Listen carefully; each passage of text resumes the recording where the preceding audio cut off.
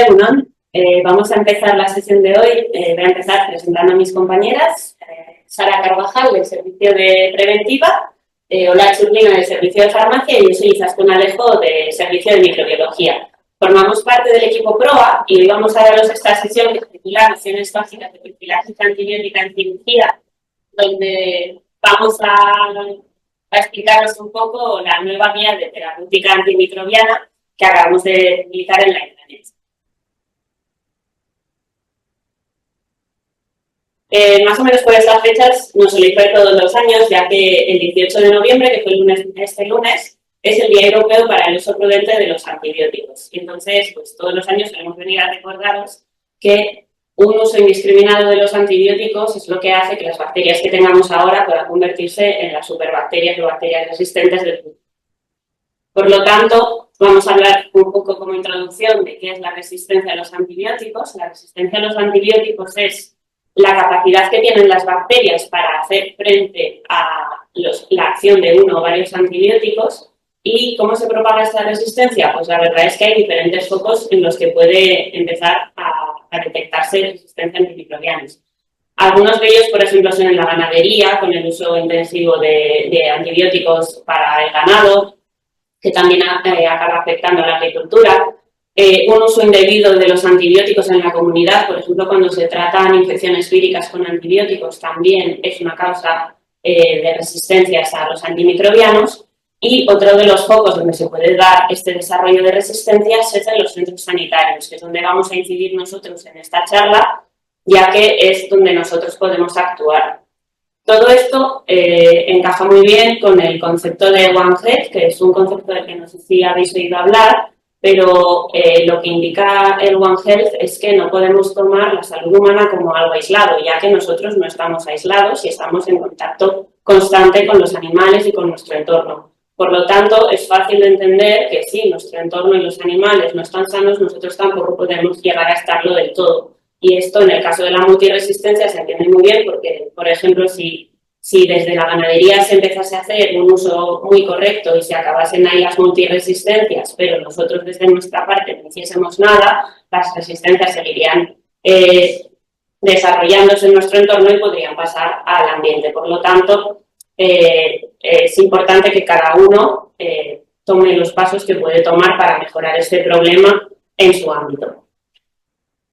Para dar unos números del problema que supone realmente la resistencia a los antibióticos, que siempre estamos hablando de ello como algo abstracto, pero realmente ya se han hecho estudios, y en 2021 se vio que las infecciones por multiresistentes causaron 35.000 muertes al año en Europa, suponiendo un gasto sanitario adicional de unos 1.500 millones de euros. España es uno de los 7 países europeos con mayor consumo de antibióticos y en 2021 se vieron 2.500 muertes al año debido a estas infecciones. Sin embargo, nos encontramos en un momento en el que esto es problemático, pero podría llegar a serlo más, ya que si seguimos la tendencia actual que se ha visto hasta ahora, para 2050 se espera que a nivel global mueran hasta 10 millones de personas por infecciones debidas a multiresistencias y de ellas 40.000 muertes se darían en España. Por lo tanto, podemos decir que todavía tenemos suerte de tener antibióticos que son útiles para tratar las infecciones. Protegernos es su trabajo, pero nosotros tenemos que usarlos bien para poder seguir utilizándolos en el futuro. Entonces, vamos a hacer un poco de introducción de mejoras de infección quirúrgica que se han realizado a lo largo de la historia. Entonces, vamos a empezar hablando un poco de Joseph Lister, que fue el primero que empezó a introducir ciertas mejoras como la antisepsia, basándose un poco en los postulados de Pasteur, que él dijo que las infecciones se debían a la presencia de unos organismos muy pequeños. Antes se pensaba que era por generación espontánea, entonces empezó a usar unos compuestos antisépticos para intentar reducir la infección. Posteriormente vinieron Oliver Wendell Holmes y Ignaz Semmelweis. Ambos, por su parte, de manera independiente, se dieron cuenta de que las fiebres puerperales parecían ser contagiosas y se dieron cuenta de que el lavado de manos reducía el número de infecciones, que es algo que luego también se empezó a usar en otras cirugías. Ya a partir de 1891 se empezó a esterilizar con calor el instrumental quirúrgico, se empezó a hablar de la obligatoriedad de usar delantales y gorros quirúrgicos, posteriormente mascarillas y guantes. Y finalmente, con el descubrimiento de la penicilina de la mano de Alexander Fleming, llegó un momento en el que la gente se pensaba que ya las infecciones no iban a ser un problema y que ya teníamos la cura y que a partir de entonces nadie se iba a morir por una infección. Pero bueno, desgraciadamente hemos visto que cada vez que se desarrolla un nuevo antibiótico, a los pocos años, en el mejor de los casos, pero a veces tal cual sale ya comercializado, ya se van detectando cepas resistentes al mismo. Por lo tanto, es importante que los usemos bien para poder preservarlos el mayor tiempo posible. Vamos a contaros un caso clínico en el que nos vamos a basar para luego explicaros un poco todo lo de profilaxis quirúrgica que vamos a contaros en la guía. Bien, se trata de un varón de 70 años que ingresa para una cirugía programada y recibe 1 gramo de cefazolina a las 8 de la mañana y baja a quirófano a las 10. La cirugía termina sin incidencias si el paciente se recupera según lo esperado y este tratamiento pautado se continúa durante una semana. A los 5 días de la intervención, el paciente presenta fiebre y escalofríos, por lo tanto se empieza un tratamiento empírico con peracilina tazobactam y en ese momento se retira el catéter y se extraen el cultivos y en ambos se aísla Staphylococcus aureus resistente a meticilina y por lo tanto no se puede tratar con peracilina tazobactam. En este caso, el hecho de aislar este Staphylococcus aureus en el paciente requiere que realicemos hemocultivos de control, que se le realice un ecocardiograma transesofágico y que el paciente tenga que recibir un antibiótico durante al menos 14 días. Además, 5 días más tarde, el paciente comienza con un cuadro de deposiciones líquidas, se envía una muestra de heces al laboratorio de microbiología y en ella se detecta Clostridium difficile productor de toxina. Por lo tanto, también requiere tratamiento con vancomicina. Tras finalizar el tratamiento, el paciente es dado de alta 20 días tras el ingreso para la cirugía programada y el precio de la estancia, sin tener en cuenta tratamientos ni otros procedimientos, asciende a 25.560. Entonces vemos que cuando la profilaxis es incorrecta, ya sea por duración, por una infradosificación o por otras causas que veremos más adelante, supone un aumento de la mortalidad, puede suponer un ingreso más prolongado, hay un riesgo de selección de microorganismos resistentes, es decir, nuestro paciente se infecta, pero como además le hemos puesto ya un antibiótico previamente, la infección es por organismos que son más resistentes y todo esto supone un aumento del gasto sanitario. Por lo tanto, recordar que el objetivo de la profilaxis antibiótica en cirugía es disminuir la carga bacteriana para intentar reducir la incidencia de la infección del sitio operatorio. Es un proceso que se ha visto que es muy efectivo para prevenir y controlar la infección quirúrgica, pero no está exento de efectos adversos, sobre todo cuando no se realiza de manera adecuada. Aquí tenemos la nueva guía de profilaxis antibiótica en cirugía. Aquí están las rutas donde podéis encontrarla, sobre todo en la comisión de infecciones en el comité quirúrgico. Y bueno, os animamos a que le echéis un vistazo y cualquier duda que tengáis podéis contactar siempre que queráis con el equipo PROA para aclararlo. Vamos a empezar entonces recordando un poco los tipos de cirugía según el riesgo de infección que suponen. Vemos por un lado que tenemos la cirugía limpia, que es una cirugía en la que el tejido no está inflamado, no hay un traumatismo previo, no se rompe la asepsia. En general, este tipo de cirugías no requiere profilaxis previa, salvo que existan otro tipo de factores de riesgo, como los que podéis encontrar en la guía. Ya cuando pasamos a una cirugía que se clasifica como limpia contaminada, en este caso se está entrando en alguna cavidad que no es estéril, pero no hay un vertido significativo o es una intervención muy traumática, en esta sí que está indicada la profilaxis prequirúrgica. También está indicada la profilaxis prequirúrgica en aquellas cirugías que se clasifican como cirugías contaminadas, que son aquellos en los que hay un tejido a intervenir que está inflamado, aunque todavía no hay pus, donde se abre una víscera hueca y se derrama su contenido, o en heridas traumáticas pero que sean muy recientes. Cuando ya hablamos de una cirugía sucia, vemos que tenemos un tejido a intervenir con pus, una perforación de víscera hueca o heridas traumáticas de más de 4 horas de evolución. En este caso, lo que hay que pautar es un tratamiento antibiótico. La diferencia entre unas y otras es que aquí ya tenemos una infección establecida y lo que tenemos que hacer es tratar esa infección. Mientras que en las otras no hay una infección y lo que estamos intentando es evitar que ocurra.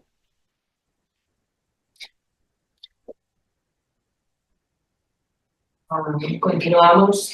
detallando cuáles son los factores de riesgo de realizar, o sea, de sufrir una infección en el proceso perioperatorio.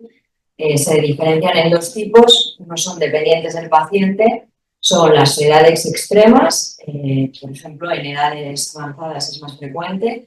También tener un peso extremo, desnutrición o obesidad mórbida, fumar, estar inmunodeprimido bien de forma idiosincrásica o a través de fármacos, coexistencia en el momento de la cirugía de una infección, estar colonizado por Staphylococcus aureus, algunas enfermedades de base del paciente como son la diabetes, la insuficiencia renal crónica, tener una cirrosis hepática o una cardiopatía y también la presencia de psoriasis en el lugar de la intervención.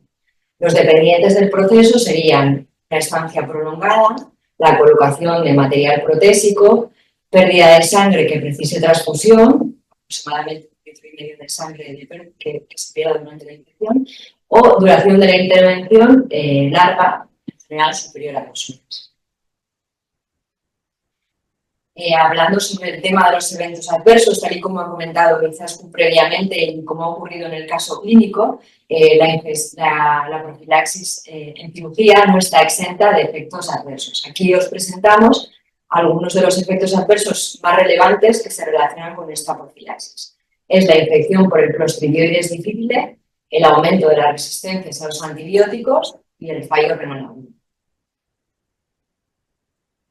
Aquí os presentamos datos de un estudio realizado en una cohorte de veteranos de casi 8.000 pacientes en América. No es muy frecuente encontrar literatura sobre la aparición de eventos adversos en la profilaxis quirúrgica. En este artículo ya os adelantamos que el alargar la profilaxis quirúrgica en ningún caso se relacionó con proteger al paciente de la aparición de infección en el sitio quirúrgico y sí se relacionó de una forma muy relevante con la aparición de eventos adversos. En este estudio, aproximadamente el 1% de los pacientes que recibió una profilaxis antibiótica adecuada en dosis única hizo una infección por Clostridioides difficile. Pero lo que sí que se observó y en lo que queremos hacer hincapié es que cuando se incrementó el tiempo de duración de esta profilaxis quirúrgica, el riesgo de aparición de Clostridioides difficile se multiplicó de una manera muy importante, hasta casi 4 veces más de riesgo cuando la profilaxis duró más de 3 días. Por otro lado, calcular un número necesario de pacientes a tratar no ajustado de desarrollar infección por clostridioides y se observó que cuando las profilaxis duraban un día hacía falta tratar a 2.000 pacientes para que apareciera una infección por clostridioides, entre 2 y 3 días hacía falta tratar a 50 para un caso y más de 72 horas ya el número bajaba a 20 pacientes. También se observó que aumentaba el riesgo de aparición de microorganismos multiresistentes, como hemos comentado también anteriormente. En este caso, se centraron en la cirugía cardíaca y en profilaxis con duración superior a 2 días y el odds ratio fue 1,6. En cuanto a la aparición de la insuficiencia renal aguda, como todos sabéis, más o menos un 5 o un 7% de los pacientes que están ingresados en el hospital pueden desarrollar una insuficiencia renal aguda. De este porcentaje, hasta el 40% ocurre en el periodo perioperatorio. Pues bien, existe evidencia que alargar la profilaxis quirúrgica incrementa la probabilidad de desarrollo de insuficiencia renal. Aproximadamente el riesgo de aparición es doble cuando las profilaxis duran más de 72 horas. También calcularon un número necesario de pacientes a tratar, no ajustado en este caso, para el desarrollo de insuficiencia renal aguda. Era de 9 pacientes para desarrollar la insuficiencia renal aguda cuando la duración de la profilaxis era de un día, cuando duraba entre 2 y 3 días 4 pacientes y más de 3 días 2 pacientes. Os queremos recordar que se recomienda el análisis de la función renal perioperatoria y tras la intervención quirúrgica para la prevención y la detección de la insuficiencia. El resumen de todo este estudio sería que tiene mucho impacto el alargar las profilaxis quirúrgicas en la aparición de eventos adversos y, sin embargo, no tuvo ningún efecto beneficioso adicional en la aparición de la infección en el sitio quirúrgico. Por tanto, hemos de promover las dosis únicas en la profilaxis quirúrgica. El objetivo en cuanto a las concentraciones séricas y tisulares de la profilaxis es que éstas estén por encima de las concentraciones mínimas inhibitorias de los microorganismos contaminantes más probables para cada procedimiento, y esto ocurra durante toda la intervención quirúrgica. Para ello, cuando vamos a realizar una prescripción de profilaxis, debemos tener en cuenta todos estos aspectos que tenemos en la diapositiva. En primer lugar, la indicación o no indicación de la misma. Debemos de ser cuidadosos en la elección del antibiótico. También tendremos que tener mucho cuidado en hacer una dosificación adecuada, sobre todo atendiendo a situaciones especiales, como podría ser el caso de los obesos o los niños. Hacer de nuevo incidencia en la necesidad de hacer la duración más corta posible. En la mayoría de los casos, la dosis única es la dosis indicada. No tener esta confianza en que alargar la profilaxis va a proteger al paciente de la infección y, sin embargo, tener mucho cuidado en hacer redosificaciones durante la intervención cuando ésta se alarga para evitar infección, porque esto sí que tiene mucho impacto. También tiene una especial relevancia elegir bien el momento de la administración, y queremos también poner de relieve la importancia de registrar todos los datos en la historia clínica informatizada para luego hacer una buena monitorización de la profilaxis. Vamos a desglosar brevemente todos estos aspectos en cuanto a la prescripción o a la indicación de la profilaxis antibiótica, que es de obligado cumplimiento cuando es necesaria para garantizar la seguridad del paciente. Esto recae en el servicio quirúrgico que interviene en el paciente y se ha de realizar en la historia clínica informatizada a través de la prescripción electrónica. Al igual que el correcto registro de esta prescripción, es muy importante registrar otros datos, son los tiempos que vamos a nombrar ahora. Deberíamos registrar adecuadamente la hora de incisión y de cierre de la herida y también las horas de administración de la profilaxis. En cuanto al momento de la administración de la profilaxis, está muy definido que es dentro de los 120 minutos previos a la incisión, teniendo en cuenta los tiempos de infusión del fármaco. ¿Y por qué? Porque se ha visto que cuando la profilaxis se administra después de la incisión, el riesgo de infección se multiplica por 2, y cuando se da antes de las 2 horas previas a la incisión, el riesgo de infección se multiplica por 5. En caso de requerir isquemia de la extremidad, la profilaxis se ha de administrar antes de iniciar el torniquete. Si bien estas 2 horas son el tiempo indicado, cuando administramos antibióticos de vida media muy corta, como es el caso de los betalactámicos, que aparecen de forma muy frecuente a lo largo de toda la guía, es conveniente acercar la hora de administración a la incisión. Entonces, el tiempo más adecuado de administración serían 15-60 minutos antes de la incisión. Esto no es posible para algunos fármacos, algunos antibióticos, que tienen tiempos de infusión más prolongada, por ejemplo, 90 minutos, y entonces pues esas 2 horas serían adecuadas. En cuanto a la elección del antibiótico más adecuado, pues lógicamente debe ser activo frente a los microorganismos más frecuentemente aislados en cada tipo de procedimiento, pero no hemos de olvidar que deben ser adecuados a las características ecológicas del centro en el que se están utilizando. Y por eso es importante adherirnos a las guías locales. Las dosis, para que sean adecuadas, normalmente se usan las dosis estándar, pero un poco ajustadas a su límite superior. Tenemos que incidir en el hecho de que tener una insuficiencia renal aguda no implica ajustar la dosis de la profilaxis siempre y cuando se utilicen dosis únicas. Si no se hace así, pues sería necesario luego adecuarlas, pero bueno, cuando se hacen adecuadamente con una dosis única no es necesario ajustar la insuficiencia renal. A lo largo de todas las guías, todas las dosis que están indicadas son dosis estándar. Pero en algunos casos puede ser necesario ajustar las dosis a pacientes como pueden ser los pacientes obesos. En este caso habría que consultar una tabla en la que están detalladas las dosis adecuadas, que es la tabla. Para terminar esta parte, hablar de la duración de la profilaxis es como un mantra que vamos a repetir a lo largo de toda la sesión. La dosis debe ser una dosis única. No se ha visto ningún beneficio en prolongar las profilaxis en el desarrollo de infección en el sitio quirúrgico, pero sí que queremos hacer incidencia en que es de vital importancia repetir las dosis durante la cirugía cuando esté indicado.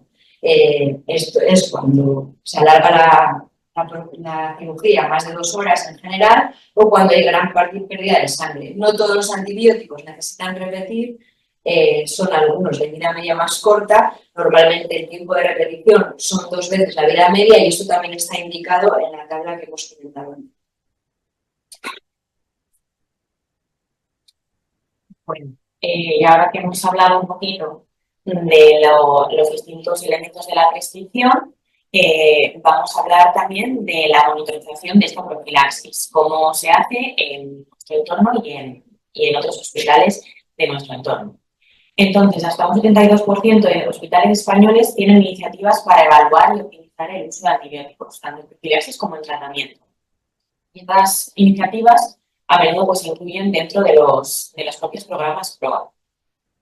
Los estudios que se han consultado al respecto sí que muestran profilaxis de adecuación de la profilaxis antibiótica en cirugía superiores al 72%, entre el 72 y el 85%.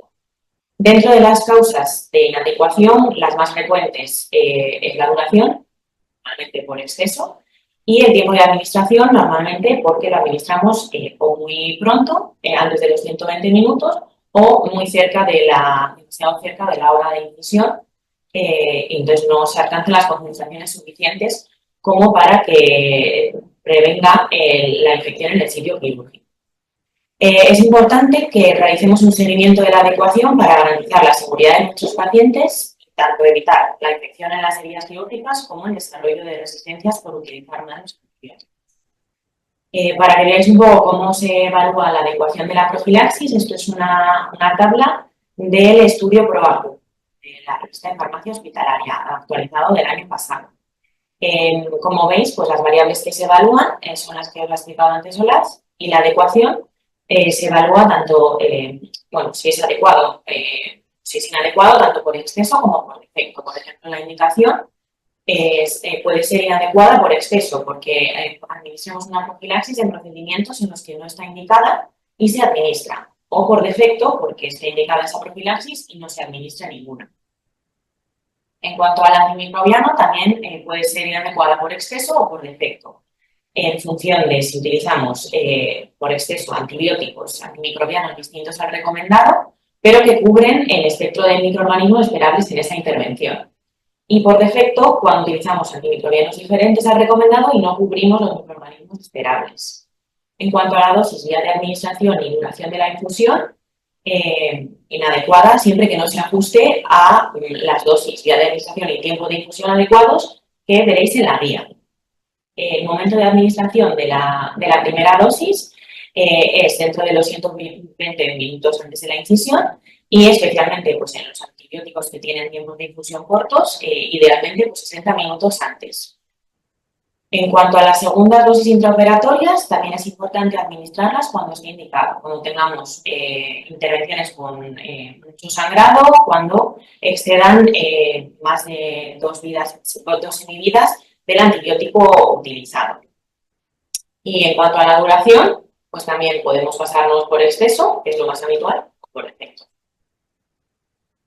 Dentro de cómo se evalúa y se monitoriza la profilaxis no SIERADA, tenemos el estudio INOZ, que no solo monitoriza la profilaxis, sino que es un estudio de vigilancia de incidencia de infección nosocomial. Se realiza desde los años 90.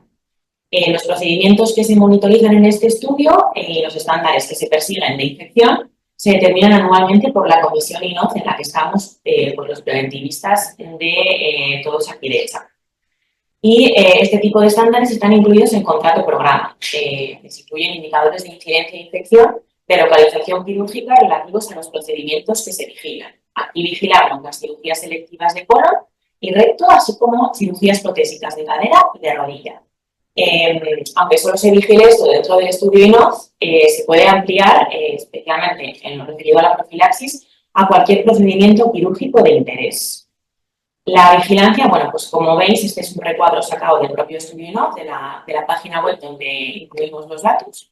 Y como veis, pues lo que se valora es lo que os he comentado antes en la tabla, la indicación, el fármaco, dosis, el comienzo, la duración, si se ha administrado dosis intraoperatoria y dependiendo de si estaba indicado o no, porque en algunos casos no está indicado, el número de dosis que se han administrado y la hora de la dosis también, para que se haya dosificado en el momento correcto.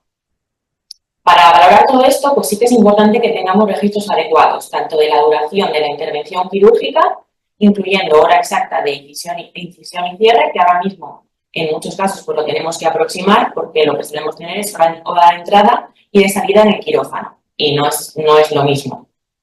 Y la profilaxis antibiótica, pues debemos tener registros que incluyan el fármaco, la dosis y la hora exacta de inicio de la profilaxis. En el caso de que se alargue esta profilaxis porque el paciente tiene una infección, que se le convertiría ya en tratamiento, debe estar justificado en los evolutivos, el por qué se mantiene ese tratamiento antibiótico.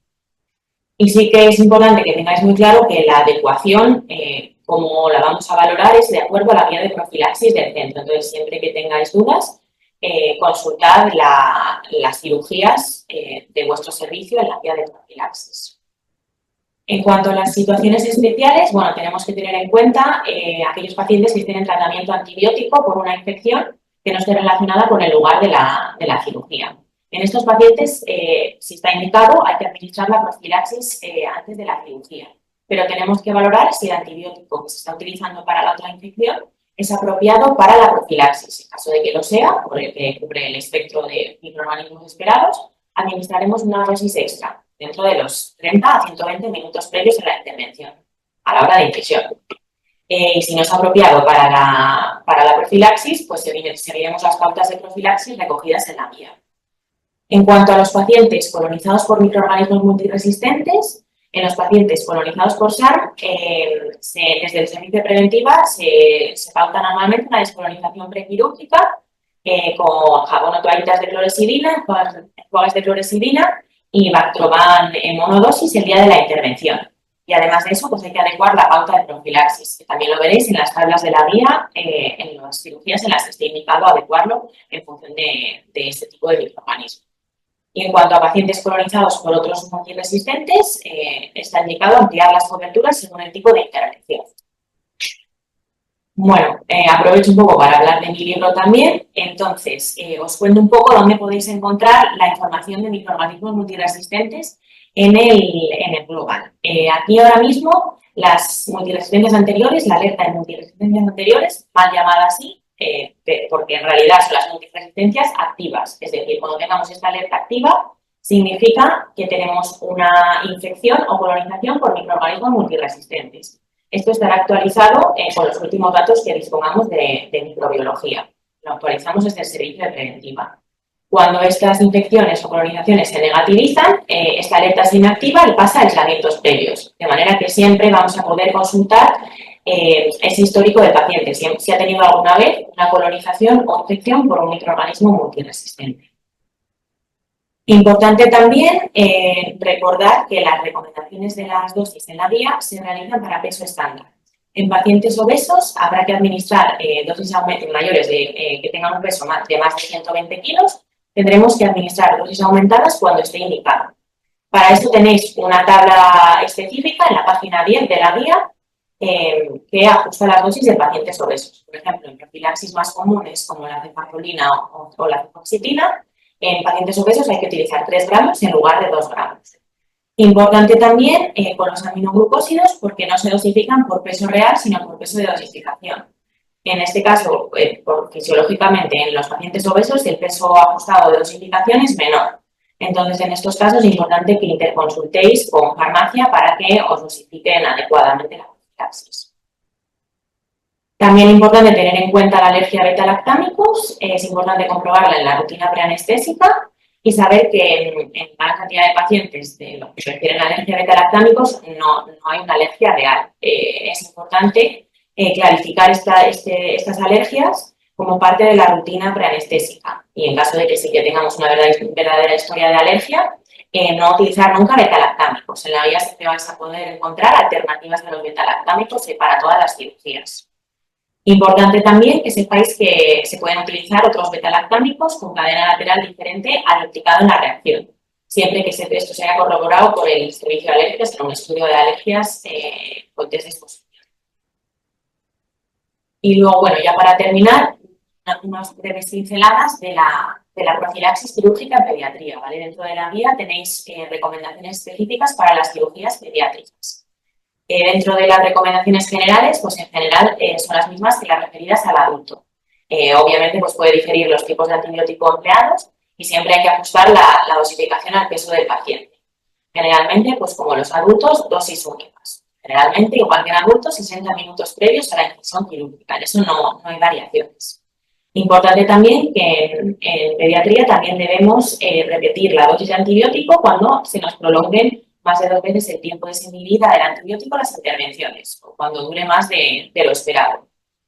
En sangrados importantes, que sería más de 1 o 2 litros en adolescentes o más de 25 mililitros kilogramo en niños, y en situaciones que acorten la vida media del antibiótico, en grandes quemados o interacciones con otros fármacos. Importante también saber los factores de riesgo de infección quirúrgica en pediatría, que serían dependientes del paciente, serían los menores de 3 meses, que tengan una masa mayor de 2, pacientes inmunodeprimidos con inmunodeficiencias primarias o adquiridas por tratamientos inmunosupresores, pacientes malnutridos, en obesidad mórbida o patología crónica y en niños colonizados por SARS. Y dependientes del proceso, cirugías limpias contaminadas, ya que cirugía sucia, como os hemos dicho también al principio, no se realiza profilaxis, sino que se trata de un tratamiento antibiótico. Importante también el factor de riesgo de la duración de la intervención, a partir de las 2 horas aumenta el riesgo de infección, y las estancias prolongadas. Y bueno, ya para terminar, ahora que sabemos todo esto y tenemos las profilaxis muy claras, pues bueno, volvemos a ingresar a nuestro paciente, nuestro varón de 70 años que ingresa para una cirugía programada, y ahora pues la profilaxis la vamos a dosificar bien, le vamos a poner la dosis completa, los 2 gramos, y la vamos a poner en el momento adecuado, en los 60 minutos antes, en este caso 50 minutos antes de la incisión en la piel. En este paciente ahora la cirugía termina sin incidencias, no se reciben nuevas dosis de antibiótico y se recupera correctamente de la intervención, es dado de alta a los 3 días. Nos hemos ahorrado 20.000 euros el sistema, de 25.000 a 3.800 el precio de la estancia, y el paciente pues se ha ahorrado múltiples complicaciones y 17 días de estancia en el hospital.